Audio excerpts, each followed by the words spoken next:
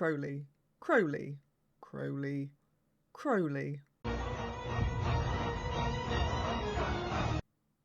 Hey, and welcome back to the channel. So today I'm going to be jumping into the second episode of Good Omens Season 1. So with the last episode, which was obviously the first episode, it was pretty much kind of setting the scene. We met... God, got to try and remember names. Aziraphale? Who was the angel? I can't remember if that's how you pronounce his name, but it's something along the Azire, as something.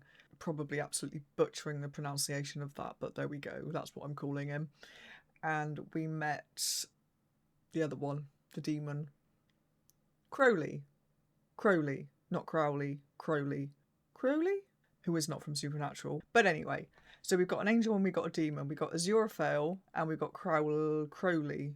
And it looks like they've known each other for quite a while. Sort of thinking about the first episode, we saw them both in the Garden of Eden. Crowley was apparently the snake that tempted Adam and Eve and all that stuff. So they were kind of there from the beginning. They obviously, you know, they were talking to each other then. So that's, I don't know if that's when they first met, but we know they knew each other from back then. The present day, they are still about, obviously both of them. And it looks like the Antichrist has been born.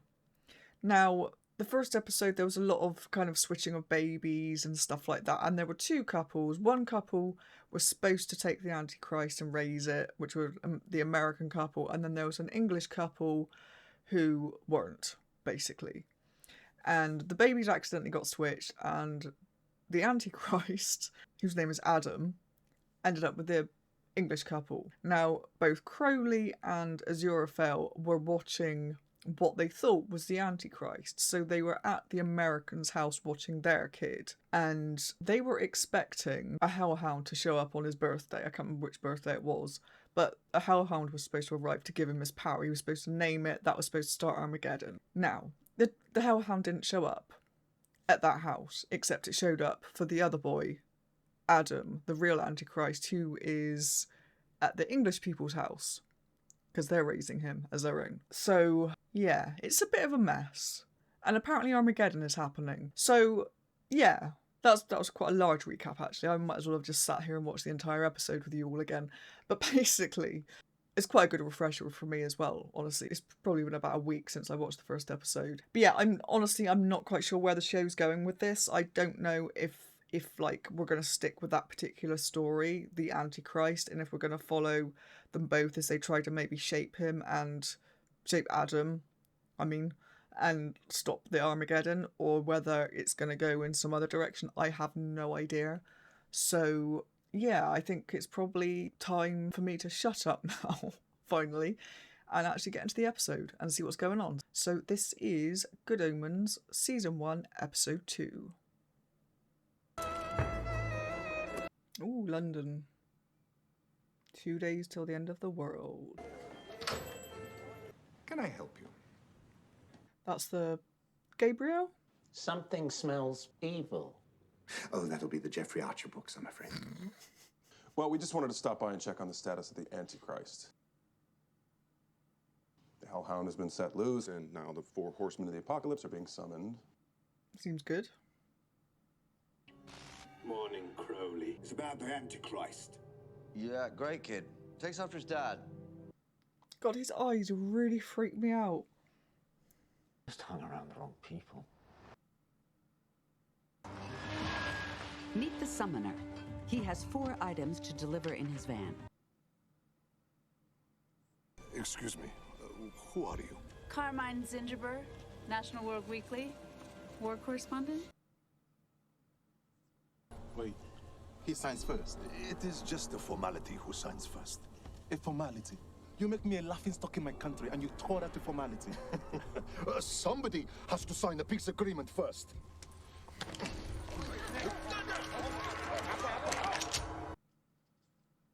Don't mind me, ladies and gents. Oh, what a day, eh? Nearly didn't find a place.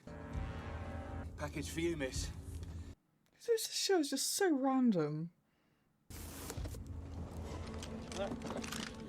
Finally. Put it down. That's not... Oh, is this war? Sorry, folks. Duty calls.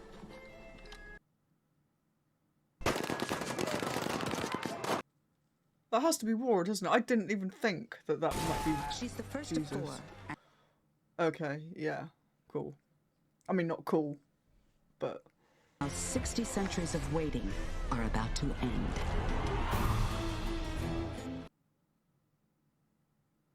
this intro. Yeah, that completely threw me. I was just like, what is going on? That kind of reminded me, obviously for obvious reasons, but that bit actually reminded me of the Sandman, just, like, obviously especially episode 6 of the Sandman.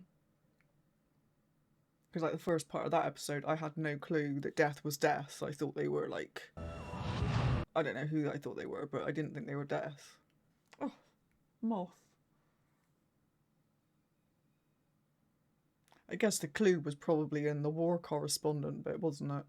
No, War Weekly? Was she a war correspondent? I can't remember. This is also the story of a witch, a witchfinder, and a book. About 360 years ago, with the last witch burning in England. Where is the hag? Of what else is she accused? Predicting the future, mostly. Good milkman, bring no more milk, not this day or ever. For today I am to die in flames.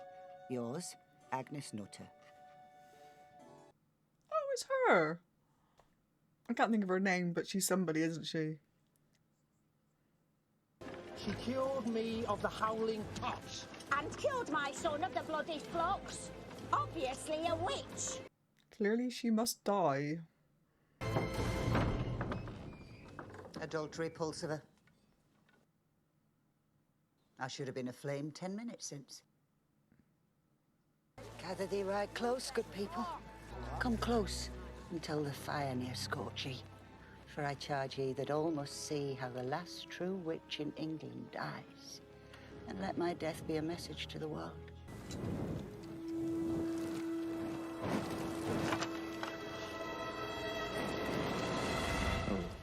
Olga.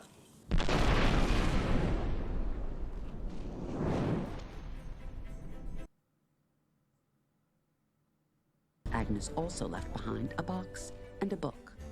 They were to be given to her daughter and her son-in-law, John and Virtue Device. Virtue Device. The nice and accurate prophecies of Agnes Nutter. Reminiscent of Nostradamus at his best. That even though Agnes is dead, we must study her book, for your mother knew the future. An apple will arise no man can eat. Invest thy money in Master Job's machine. Apple. Precise and accurate description of the events that would culminate in Armageddon. Interesting. On the night the Antichrist was born, Agnes Nutter's great-great-great-great-great-granddaughter. You're the one that's going to have to save the world. Seems a lot to ask. Athenema device? Anathema device. Purpose of your visit to the United Kingdom? Oh, I'm commanded by an ancient family prophecy. I'm going to use all the wisdom and witchcraft at my disposal to hunt down the heart of darkness, and then do all that I can to destroy it before it brings about the end of the world. As you do. There's only one thing we have to fear, you sissies, and it's not global warming, and it's not nuclear Armageddon. I'm the thin red line that stands between humanity and the darkness. Hey, I'm talking about witches. Aye. Are you Witchfinder General? Oh, I am not. There is, however, a Witchfinder Sergeant, and you're looking at him. Cup of tea, 9 sugars, and a packet of cheese and onion crisps. Is that... It is. Acquaintance. Better Call Saul. Witchfinder Sergeant Shadwell. What's your name, lad? Thingy's brother. Chuck. How many nipples have you got? What? Nipples, laddie. How many? Just the usual 2. Be here at 11 o'clock tomorrow. Bring scissors. I did not expect to see him in this. Oh, Tadfield, that's where the English couple is. They have the Antichrist.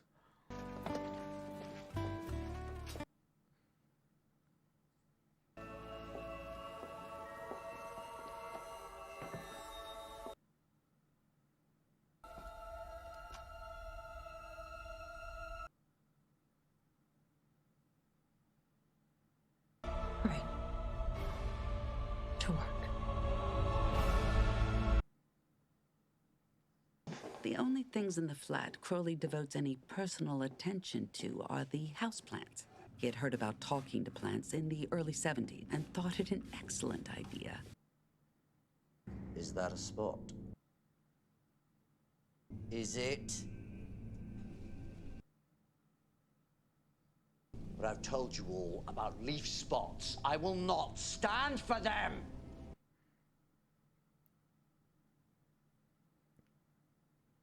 You know what you've done? You've disappointed me. Everyone, say goodbye to your friend. The plants are the most luxurious, verdant, and beautiful in London. Also, the most terrified. How can I feel so sorry for plants? Oh.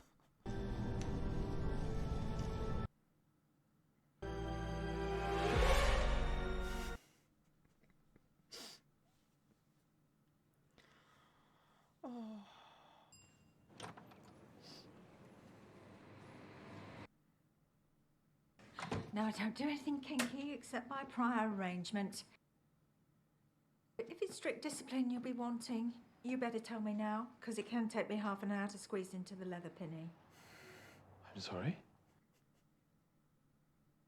I'm here to join the Witchfinder army. Oh, Aye. it's your new recruit, Mr. Shadwell. Look. You are, as of now, Witchfinder Private Pulsifer. No leads yet, my end. Anything at your end? I have sort of an idea. What? Hello. When you did the baby swap 11 years ago, could something have gone wrong? What?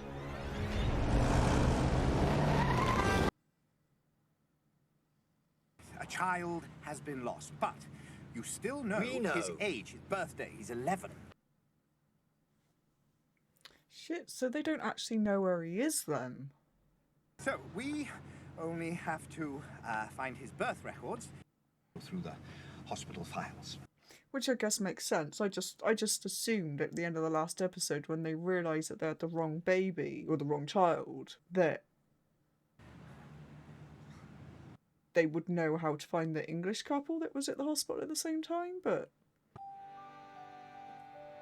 It's the Hellhound. Still can't believe your dad let you keep him, Adam. It's my birthday, and he wasn't wearing a collar, and we asked, and nobody's reported a missing dog. Anyway, nobody's gonna take dog away from me. We're together to the end, aren't we, boy? The end is going to be pretty close though, isn't it?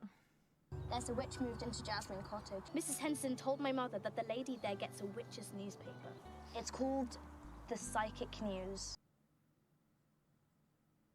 Actually, we can't be the Spanish Inquisition because we're not actually Spanish. They say Olay a lot. We should practice.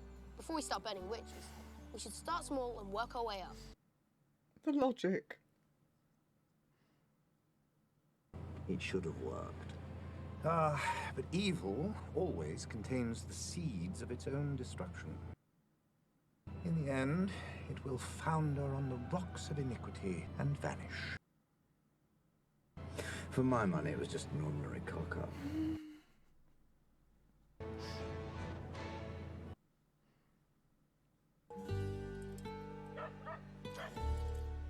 Hey guys, what are you guys playing? The British Inquisition. Sounds like fun. How does the game work? I am Chief Inquisitor, Brian is Head Torturer, and we're trying to find a witch. Oh. Sounds very sensible.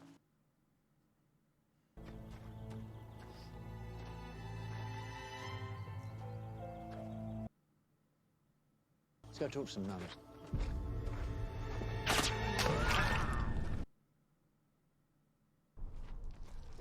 Blue? Hey! You've both been hit!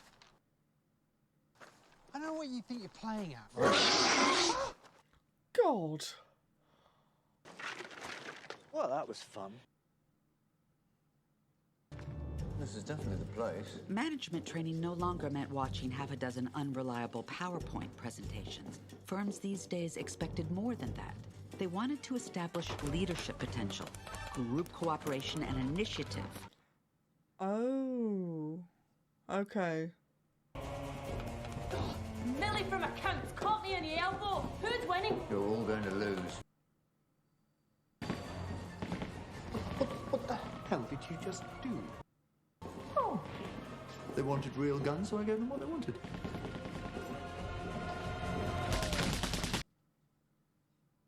I always said you couldn't trust those people from purchasing.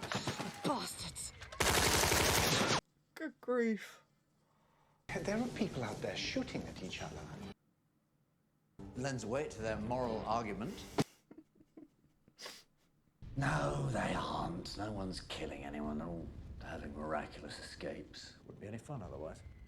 You know, Crowley, I've always said that deep down, you really are quite a nice... Shut it. I'm a demon. I'm not nice. Excuse me, gentlemen. Sorry to break up an intimate moment. Can I help you? Saints and demons preserve us. It's Master Crowley. You didn't have to do that. You could have just asked her. Of course. No.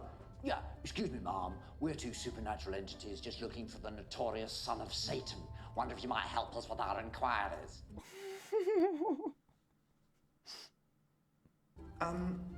Look. Hello. What happened to the baby I gave you? I swapped him with the son of the American ambassador. Records. There must have been records. Yes, there were lots of records burned in the fire. Hasta! You'd think we could detect him in some way. He won't show up, not to us. Protective camouflage. Is there some other way of locating him? If we don't find him, it won't be the war to end all wars. It'll be the war to end everything. There's a very peculiar feeling to this whole area. I'm astonished you can't feel it. All over here.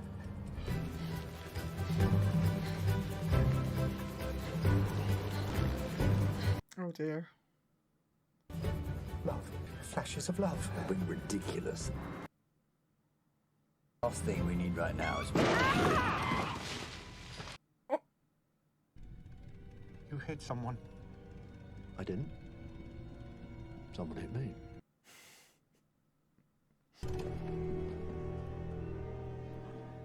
Let there be light. It'd be so cool to be able to do that. How the hell did you do that?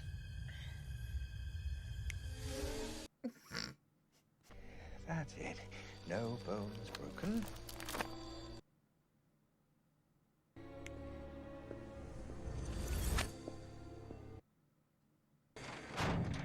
My bike. So, where are we taking you? Back to the village. I'll give you directions. Bicycle, bicycle. Oh, you can drop me off here.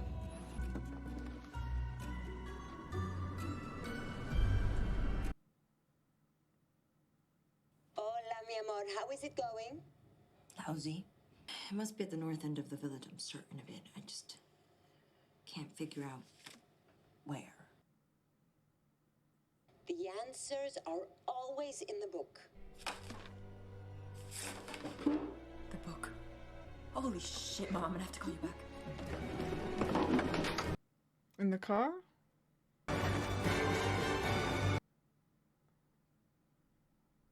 You know, we might get another human to find him. What? Well, humans are good at finding other humans. They've been doing it for thousands of years. He's the Antichrist. He's got an automatic defense thingy. Suspicion slides off him like whatever it is, water slides off. Got any better ideas? I have a network of highly trained human agents spread across the country. You do? I actually have something similar. Human operatives. Do you think they ought to work together? So we tell our respective operatives to look for the boy. Ducks. What about ducks? They're what water slides off.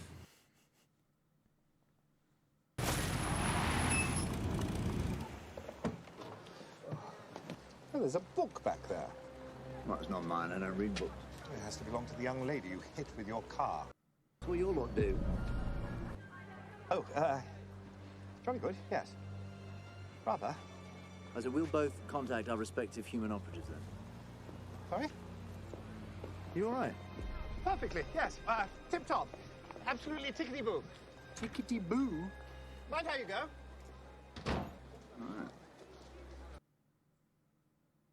Aziraphale was particularly proud of his books of prophecy, but there was one book he didn't have. Nice and accurate prophecies of Agnes Nutter. When that the angel readeth these words of mine, then the final days are certes upon us.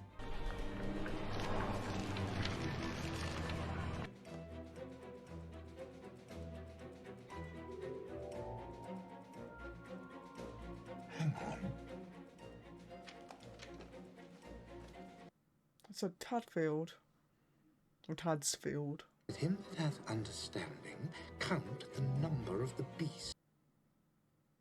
Can't be that simple, can it? I'd have to put the Tadfield area code first, of course.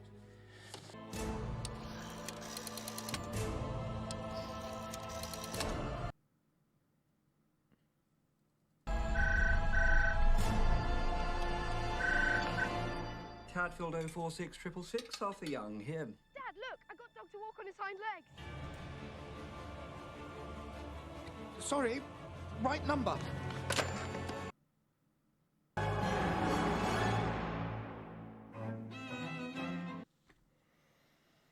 Wow.